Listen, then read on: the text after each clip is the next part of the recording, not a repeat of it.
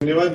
આજના નડિયાદ મહાનગરના વિકાસોની વણઝારના ખાતમુહૂર્તના કાર્યક્રમમાં આપણી વચ્ચે ઉપસ્થિત જેણે સમગ્ર નડિયાદને ખૂણે ખૂણે બાકી છે એ શોધીને જે કામ મંજૂર કરાય એને દર્શાવતા જેમને 25 મિનિટ થઈ હોય કામના નામ બોલતા, તો સ્વાભાવિકપણે આપણને એટલી ખબર પડે કે આ કામનું આયોજન કરતા, મંજૂરી કરતા, તાંત્રિક મંજૂરી લાવતા, વહીવટી મંજૂરી લાવતા, ટેન્ડર કરતા કેટલો સમય લાગે એટલું બધું ઇનપુટ આપ્યું હોય એવા આપણા ધારાસભ્ય ભાઈ શ્રી પંકજભાઈ દેસાઈ, જે પ્રદેશમાં કારોબારી સભ્ય જાનવીબેન, પૂર્વ પ્રમુખ બેન રંજનબેન, પૂર્વ પ્રમુખ બેન કિન્નરીબેન, સ્કૂલ બોર્ડના ચેરમેન અતુલભાઈ, કલ્પેશભાઈ, અધિકારી શ્રીઓ ઉધડ સાહેબ અને સૌ અધિકારી શ્રીઓ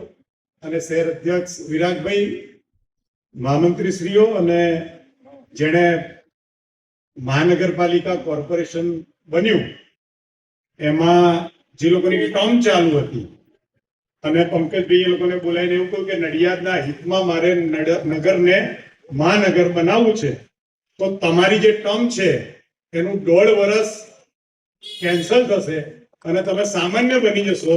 તો એ સૌ સભ્યોએ એક અવાજે એવું કહ્યું કે ગામના હિતમાં નડિયાદ મહાનગર થતું હોય તો અમે અમારું પદ છોડવા તૈયાર છે।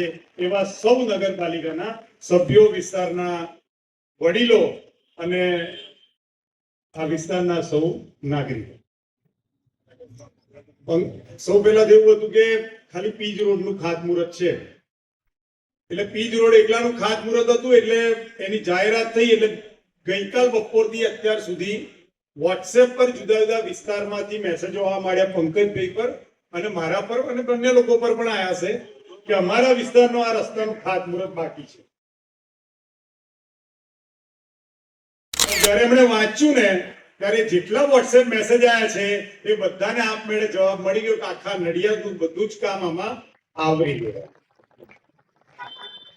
અને થોડી ઉતાવળમાં બધા જ ખાતમુહૂર્ત પંકજભાઈએ કર્યા છે, કારણ કે ચૂંટણી જાહેર થઈ જાય ને એટલે એને અટકાવવા વાળા લોકો તૈયાર બેઠા છે। એટલે પ્રજાના હિતમાં ચૂંટણી પહેલા વહેલામાં વહેલી તકે આનું ખાતમુહૂર્ત થઈ જાય, ચૂંટણી એ વિકાસના કામમાં નડે નહીં અને નગરનો વિકાસ ચૂંટણીના લીધે અટકે નહીં, એની ચિંતા કરીને આજે આ કાર્યક્રમ ગોઠવવામાં આવ્યો છે। અહીંયા આવ્યા ત્યારે ખબર પડી કે અગાઉથી મંજૂર કરેલું બ્રિજનું કામ પણ આવનારા દિવસોમાં થવાનું છે, તો એ વિસ્તારમાં થોડું ખોદકામ કરવું પડશે, લાઈનો થોડી આગી પાછી કરવી પડે, એવું બધું થાય તો સરકારના નાખેલા પૈસાનું નુકસાન ન જાય એટલા માટે એ વિભાગથી આગળ સીસી રસ્તો કરવો અને પાછળ ડામર રસ્તો કરવો એવું ધારાસભ્યશ્રીએ કહ્યું। એ બોલતા હતા ત્યારે મેં પાછળ અધિકારી શ્રીને પૂછ્યું કે શું આ શક્ય તો છે ને? તે કે જનહિતમાં શક્ય છે, પણ હું તમને ચોક્કસ કહી દઉં જનહિતમાં શક્ય છે ને તો પણ પેલા લોકો પંકજભાઈનું નામ દઈને અરજી તો કરશે ને કરશે।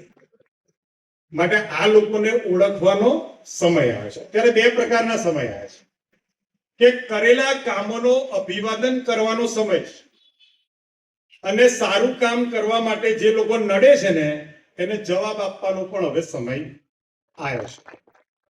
માટે જે નગરના સેવકોએ, જે વિધાનસભાના સભ્યએ, જે ગામના આગેવાનોએ ભેગા થઈને આ ગામને મહાનગર તરફ પ્રયાણ કરાયું છે, એટલી મોટી કલ્પના સાથે આવનારા દિવસોમાં મહાનગર વિકાસ તરફ લઈ જવાનું છે, એને મજબૂતી આપવા માટે અને સમર્થન આપવા માટે આ કાર્યક્રમ પછીનો જવાબદારી આપ સૌની છે। હું મીડિયાના માધ્યમથી સમગ્ર નડિયાદની જનતાને એવું કહેવા માંગુ છું કે માનનીય મુખ્યમંત્રી શ્રીએ આ બજેટમાં 15 મહાનગરો માટે અંદાજે 34,000 કરોડ રૂપિયાની ફાળવણી કરી અને મહાનગરની સુખાકારી માટે, મહાનગરની સુચારુ વ્યવસ્થા માટે આ ભંડોળનું આયોજન કર્યું। ત્યારે એનો વિરોધ કરનારી પાર્ટીઓ પણ ઊભી થઈ અને મહાનગરના વિકાસના આડે એ લોકોએ એના વિરુદ્ધમાં નિવેદન પણ કર્યા છે। આવા લોકો આવનારા દિવસોમાં તમારી વચ્ચે આવશે તમારે સૌએ પ્રજા જોડે જઈ નગરનું હિત ઈચ્છતા હોય એ લોકો જોડે જઈ અને આનો જવાબ આપવાનો છે. સમગ્ર દેશ અત્યારે વૈશ્વિક યુદ્ધના સંકટમાં મોંઘવારીનો સામનો કરી રહ્યું હોય, હાડમારીનો સામનો કરી રહ્યો હોય, ત્યારે આપણા સફળ અને આગળનું વિચારનારા પ્રધાનમંત્રીએ આ દેશના એક પણ નાગરિકને લેશ માત્ર તકલીફ પડવા દીધી નથી. આ એમના કામ પર ભરોસાની મોહર માંગવાનો સમય પણ આવનારા દિવસોમાં આવી ગયો. આજે આમ તો કાર્યક્રમ આવતીકાલે રાખવાનો હતો, પણ મારે પ્રધાનમંત્રી શ્રી વાવ થરાદ આવે છે એટલે ત્યાં જવાનું હોવાના કારણે પંકજભાઈ એક દિવસ આગળ કાર્યક્રમ કર્યો. ત્યાં આગળ પણ અનેક રાજ્યના વિકાસના કામો, સહકારના કામો સાથે સાથે એરફોર્સનું નવા સ્ટેશનનું લોકાર્પણ થઈ રહ્યું છે. આ યુદ્ધની પરિસ્થિતિમાં એક નવું એરફોર્સ સ્ટેશનનું લોકાર્પણ થવા જઈ રહ્યું છે, જ્યાંથી આજુબાજુના દેશો એ એરફોર્સ સ્ટેશન પર આપણી સેના તૈનાત હોય તો આગા પાછા ના થઈ શકે, એની વ્યવસ્થા પણ આદરણીય વડાપ્રધાન નરેન્દ્રભાઈ મોદી કરે છે. કુલ મળીને સરકારના માધ્યમથી, સરકારના માધ્યમથી જન સુખાકારીની દરેક યોજનાઓ સહિત માળખાકીય સુવિધાઓના દરેક પ્રયત્નો સહિત દેશની સુરક્ષાની સાથે સાથે આ દેશના પ્રત્યેક નાગરિકનું કોઈ પણ વ્યવસ્થામાં જીવન અઘરું ન બને એની દરેક કામગીરી શ્રીમાન નરેન્દ્રભાઈ મોદીજીના આગેવાનીમાં સમગ્ર દેશની સરકાર, એના જનપ્રતિનિધિઓ, સરકારી પ્રતિનિધિઓ કરી રહ્યા છે. ત્યારે આવા પ્રસંગે તમે જે પણ લોકો આયા છો એ આવનારા દિવસોમાં આ નગરના હિતમાં વધુ સકારાત્મક તમારા અભિપ્રાયથી જોડાઓ. જે લોકો સારું કામ કરે છે એના હાથ મજબૂત કરો, અને જે લોકો ગામના વિકાસને માત્ર એક નાટક મંડળી બનાવી અને ગામને બદનામ કરવાનો પ્રયત્ન કરે છે, એને નડિયાદની અસ્મિતા સુરક્ષિત રાખવા માટે આવનારા દિવસોમાં જવાબ આપો એવી અભ્યર્થના. ભારત માતા કી જય.